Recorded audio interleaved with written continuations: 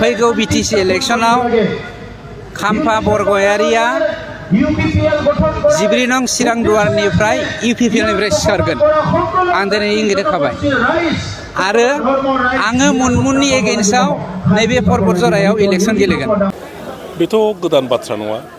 बिथाङा गोसोआव जायखौनो फैयो बेखौनो बेर्थ खालामो, बेखौनो बुंलाबायो, गाज्रि गाज्रि शब्द बाहायो, न'मा जाबां खोथा बुङो।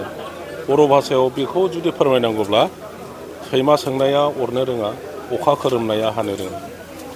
आं बिपिएफनि भाइस प्रेसिडेन्ट, बिपिएफ दाग्रा, बिटिसि दाग्रा। आं माने इउपिपिएलआव थांनांगौ। जाय इउपिपिएलआ बिटिसि एफा मोजां मोनसे पलिटिकेल एन्टिटिखौ दिनै धंस खालामगासिनो दङ, बे दलाव आं मानो हाबहैनांगौ? खांख्राइ आरो नाथुर बे मानै बेसादा जोंनि बिटिआरखौ थांनाय 17 बोसोराव धंस खालामदोंमोन। नाथुर होनब्ला जोङो बिपिएफ, खांख्राइ होनबा जोङो बिपिएफ, खांख्राइ होनबा जोङो मुनमुन ब्रह्म, खांख्राइ होनबा जोङो हाग्रामा महिलारि। मानै खांख्राइ हारांगा होनोब्ला जों रबिराम नार्जारि आरो हाग्रामा महिलारिखौ मिथियो। बिथाङा जेरैबायदि बिपिएफखौ जोंनि हाग्रामा महिलारिखौ खांख्राइजों रुजुदों, दिनै मा बुंनांगौ?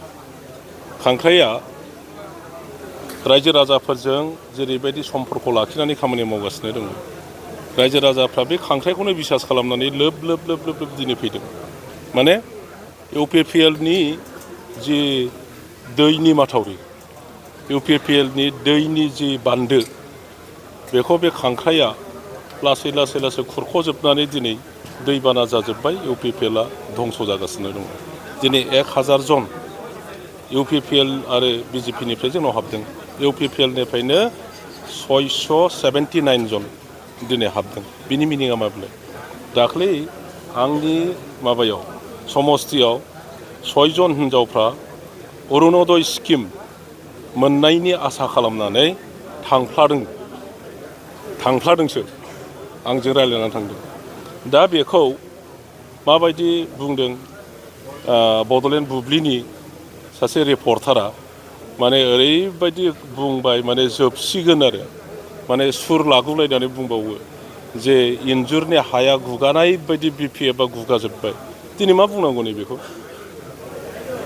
इउपिपिएलनिफ्राय जे आंनिया 6 जन थांदों, 6 जन थांनायावनो जुदि इन्जुरा गुगाजोब्बायब्ला दिनै 600 जन हाबबाय इउपिपिएलना, बे मा जागोन? बेखौ बोरै बबे भाषाजों फोरमायनांगोन? आं बेखौनो बुंगोन जे इउपिपिएलनि बान्दोआ बायग्लुंबाय, बिसोरनि माथावरिया बायग्लिजोब्बाय, इउपिपिएलआ लेथेर फेथेर जाबाय। बिथाङा मानि थाखाय बुंदों होननानै सानो नोंथाङा बे बाथ्राखौ? राजनितिनि दैदेनगिरिफोरनि बेखौनो बुंनो नागिरदों बिथांमोनहा, माने दुरबल खालामनो नागिरदों, बिपिएफखौ दुरबल खालामनो नागिरदों। बिपिएफआ बेसेबां सक्तिशालि दाबो इउपिपिएलनि दैदेनगिरि बिथांमोनहा आरो इउपिपिएलखौ बिराद मोजां मोनसोग्रा, बिसोरनि थाखाय थाखा लानानै खामानि मावग्रा जाहा माखासे मा होनो रिपर्टार बिथांमोनहा बे खोथाखौनो बुजिया। राजखान्थियारि दैदेनगिरिफोरनि गेजेराव गावजों गाव सोंखायलायनाया आथिखालाव बांबोबाय थानायजों एसे सोमोन्दो होलायनाय, सनमान होलायनाय गैलाङि जादों। बिसोर जेस्थ' सासे पलिटिसियान हिसाबै मा फोरमायनो? दा बेखौनो आङो बुंदों जे खुगायाव जायानो फैयो बेखौ बुंनो नाङा। जोङो साफा साफा हारिनि बा देशनि दैदेनगिरि, नोङो जि खोथा बुंगोन बे खोथाखौ नोंनि जनसाधारना खोनागासिनो दङ।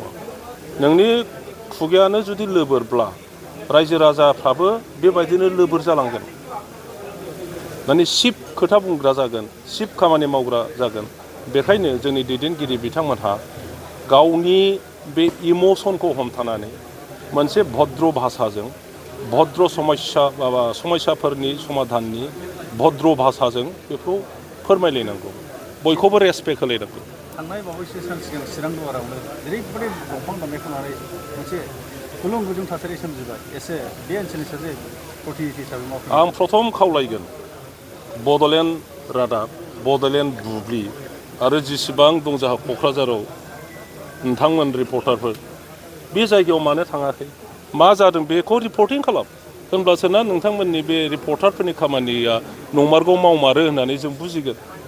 आं जेबो मिन्थिया, गावसिनि गेजेराव सोरबाया हमदों, सोरबाया हमजादों, बुलायलायदों नांलायलायदों दा बेखौ आंखौसो दाय होबाय आंसो जेन' गावसिनि मानसिखौनो हमनो होदों बयबो मिन्थिगौ जे आंनि दिनाव आंबोथ' 15 बोसोर फरेस्टखौ सालायदों नोंथांमोना नुदोंमोन नामा आंनि दिनाव जे दंफांनि मिल नों दिनै CITनि बिराद गिदिर मोनसे सन्मानजनक BTCनि बयनिफ्रायबो देरसिन इनस्टिटिउट CIT बे CITनि दरखं मोखाङाव जोङो मोजां बुस्थु देखायनो हानांगौमोन हाग्रा धंस खालामग्रा दंफां मिलसो बानायदों बिथांमोना बे CITनि आरोबाव खाथियावनो गौरां रेन्जनि गोदोनि गौरां रेन्जनि खाथियावनो आरो दंफां मिल बानायदों आंनि समस्तियाव चिराङाव जि मोनथिदों 19टा ना 29टा दंफां मिल दङ बे दंफां मिलाव आदारखौ मागोन बबेहाय मोनगोन गतिके हाग्राया जोबगोन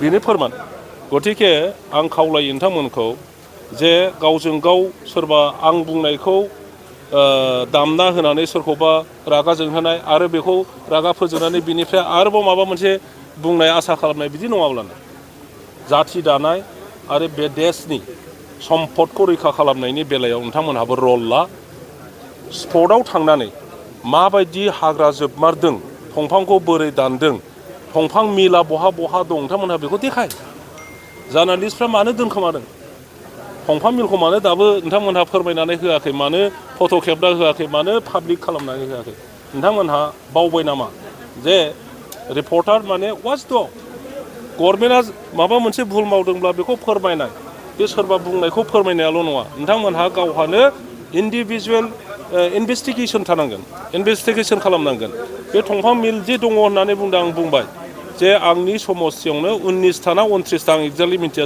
9खौल' गोसोआव दङ सोरबा बेबायदि बुंदों गतिके बेफोर नंगौना नङा नोंथांमोनहा इन्डिभिजुवेलि थांनानै फोरमायनानै हो रायजो राजाफोरनो बेवहाय नों नाय मानास नेसनेल पार्कआ जोब्बाय मानास नेसनेल पार्कखौ आङो रैखाथि होफिनदों बाहाय गान्दा गैलामोन वर्ल्ड कमिउनिटिजों रायज्लायनानै गान्दा लाबोनानै दिनै बांसिनबाय बाहाय टाइगार गैया होननानै बुंदोंमोन नाथाय आङो NGOफोर WWF WTI A3 आरायनक बिथांमोनखौ लाबोनानै खावलायनानै आं बिथांमोनखौ लाबोदों बिथांमोननि दारै काउन्टिं खालामनाय जादों जेसेबां एनिमेल दङ टाइगारनिफ्राय लानानै लेपर्ड मा होनो गल्डेन लेंगर बेनिफ्राय बाइसन बाफेल' देर बेफोरखौ खालामनाय जादों स्वाम डियार गैला होनदोंमोन ओंखायनो स्वाम डियार लाबोफिननानै जोङो रिलकेट खालामदों दिनै मानासआ ग्रोम जादों जोंनि बे हलथुगाव कचुगाव रायमाना बे फरेस्टखौ मोजाङै जों प्रटेक्सन होदोंमोन सिखावफ्राथ' खावो दा बे खावनायखौ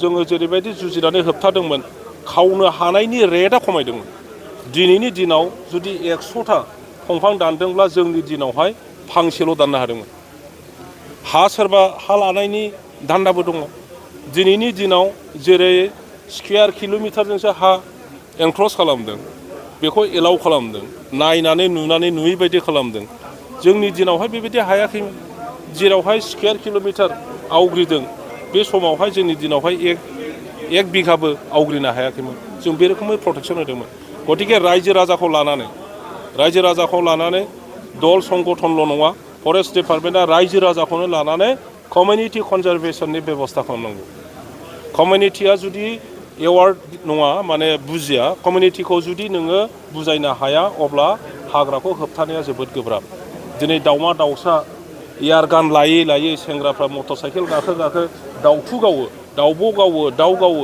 बेजों जोंनि नेचारा बोरै थानो गतिके नोंथांमोनहा बेखौ फोरमाय बिनि सायावबो इनभेस्टिगेट खालाम जे जोंनि जायगायाव दाउफ्रा खय आरो बोसोर थानो हाबावगोन एयारगान लानानै नोंथांमोनहा थां साब्रा सेंग्राफ्रा गंनै एयारगान लानानै हाग्रायाव हाबो माखौ गावदों जोंनाव जि हर्न बिल दंमोन बे जोबनायथिं थांगासिनो दङ एथ' बिउटिफुल दाउ दङमोन जों जायखौ प्रटेक्सन खालामदोंमोन गैला दाउराय मासेबो गैला मोफौनिफ्राय आराम्भ खालामनानै दैलि अमा मै गावनानै जानाय बेफोर खौरांखौ जों मोनगासिनो दं स्वयं नेताफ्राबो जायो होननानै जों खोनानो मोनो गतिके बेफोरखौ बन्द खालामजोबनांगौ जोंनि जायगायाव टुरिजम डेभेलप खालामनोब्ला फरेस्ट आरो वाइल्ड लाइफ बेनि सायावसो